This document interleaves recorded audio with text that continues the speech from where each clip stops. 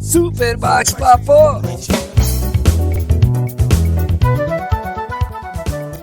Uma coisa que, assim, pra mim também foi bastante curioso eu tive professores de história muito bons durante o meu fundamental, médio. E uma coisa que me marcou bastante sobre a aula, né? Uma aula que eu tive no ensino médio, que era uma coisa que eu, evidentemente, já tinha ouvido em casa, mas eu acho que foi importante para que que fosse falados para todos os meus colegas de sala. Foi um professor meu que ele falou que é possível você notar se a pessoa é a favor ou contra a ditadura militar apenas pela forma como ela se refere ao golpe. E ele sempre frisou, isso que aconteceu foi um golpe de Estado, e se a pessoa vem falar de revolução, você já sabe que ela é a favor da ditadura militar. E esse mesmo professor, ele contou uma história que, assim, eu acho que marcou muita gente que estudou comigo, porque ele falou do que aconteceu com a mãe de um amigo dele. Esse professor, ele era, acho que na época que ele me deu aula, ele devia ter uns 40 e poucos anos, e ele estava comentando que quando ele estava na faculdade de História, a mãe de um amigo dele entrou desesperada na sala de aula, puxando esse colega dele e pedindo para ir embora, falando que eles tinham que fugir, que eles precisavam ir embora porque os militares estavam atrás deles. E aí, depois, esse colega contou o que tinha acontecido, que a mãe dele tinha ido a um médico, e quando ela entrou no consultório médico, o médico em questão era um dos médicos que presenciaram a tortura dela. Então, ela tinha sido presa política, torturada, e tinham médicos que estiveram ali dentro acompanhando esses atos de tortura. Então, eu acho que isso também foi uma coisa que impactou muito pra gente, porque, assim, como que um médico participa de um ato tão absurdo e tão desumano que é um ato de tortura, e você tem um médico que está ali para acompanhar isso?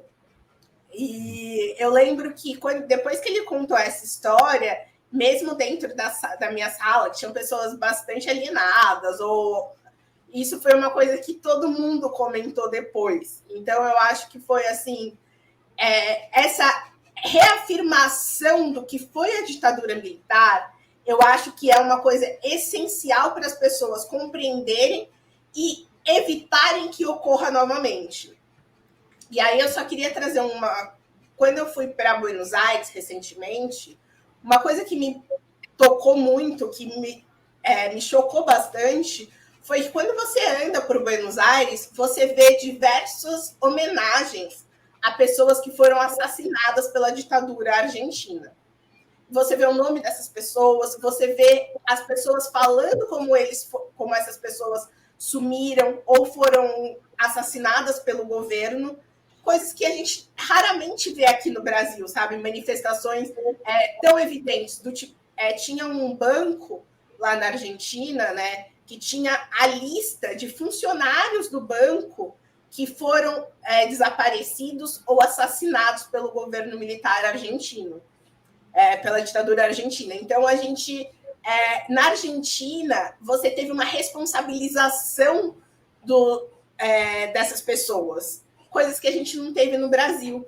Então, você na Argentina falar de uma ditadura é meio estranho, as pessoas não querem, elas têm a consciência do que foi a ditadura. E muitas pessoas no Brasil não têm essa consciência, muito em razão da ausência de responsabilização das pessoas que estavam nesses governos, que participaram de torturas, que efetivaram as políticas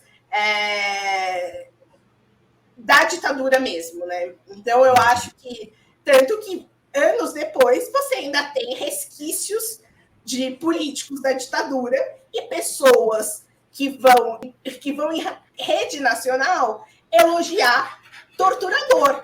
E essas pessoas chegam à presidência. Então, assim, você vê que existe um descompasso entre a realidade e as atitudes dessas pessoas, né? Como que você elogia um torturador e outras pessoas aplaudem e elegem um cara que fala do Ustra, sabe? Que elege o Ustra como herói. Então, essas coisas eu acho que são extremamente importantes da gente recordar o que foi a ditadura militar, exatamente para que a gente não tenha novos golpes como tentaram tão recentemente, né? Não, eu acho isso importantíssimo. Você sabe, assim, só fazendo um paralelo rapidinho, você vê que você falou sobre monumentos, você vê como é que são as coisas, né? Uma das favelas do Rio tinha um monumento feito muito, vamos dizer assim, muito na raça pela população, aonde que se erguia como um totem e se colocou o nome das pessoas que morreram assassinadas, crianças e gente inocente, comprovadamente, que morreram assassinadas nessas invasões que a polícia faz lá nos morros, né? A polícia não teve dúvida, foi lá e derrubou o totem, entendeu? Aquilo não podia estar lá. Foi a polícia que derrubou. Não sei se você está me entendendo, né? Eles pegaram o caveirão e foram lá e derrubaram. Não pode. A placa da Marielle, né? Pode quebrar. São coisas que a gente convive. Até é interessante você ter colocado esse dado, né? Sobre o médico, né? Participar, porque o Benê já vinha falando. A ideia de que o golpe militar, né, joga sobre as costas dos militares a grande responsabilidade sobre isso, mas o golpe, na realidade, ele está suportado em outros atores, entendeu? Né? Então, é um golpe. Quando você tem um golpe militar, que é importante a gente colocar um pouco diferenciado, literalmente ele acaba sendo, Benê, você me corrija, mas ele acaba sendo uma quartelada, né? Um golpe puramente militar é uma quartelada, ou seja, o cara sai lá do quartel, em geral, eles fazem isso. Eles vão até o parlamento, né? Entra no parlamento, fala, acabou, não tem mais nada, prende todo mundo, aí vai lá, prende o presidente e tal, e tudo mais. No golpe que nós tivemos, não é um golpe militar, é um golpe cívico-militar. Ou seja, a sociedade civil, ela está de corpo e alma ali. E tem gente até que nem colocaria como sociedade civil, mas como agentes civis, que é o caso da imprensa, como nós já falamos aqui, a imprensa toda vai apoiar o golpe, e nós não podemos também aí colocar uma nuvem de fumaça dizendo imprensa como uma coisa total, porque muito pelo contrário, os jornalistas, a classe jornalista é uma classe que faz uma resistência absurda e sofre demais. E vamos falar aqui do Herzog, por exemplo, né?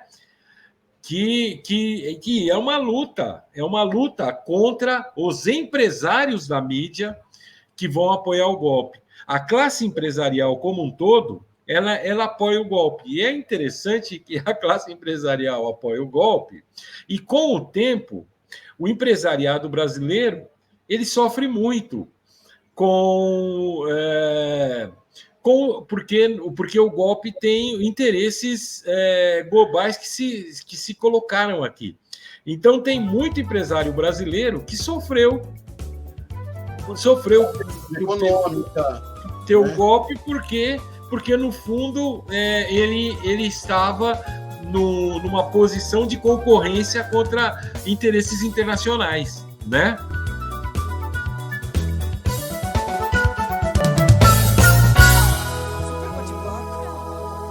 Super bate-papo!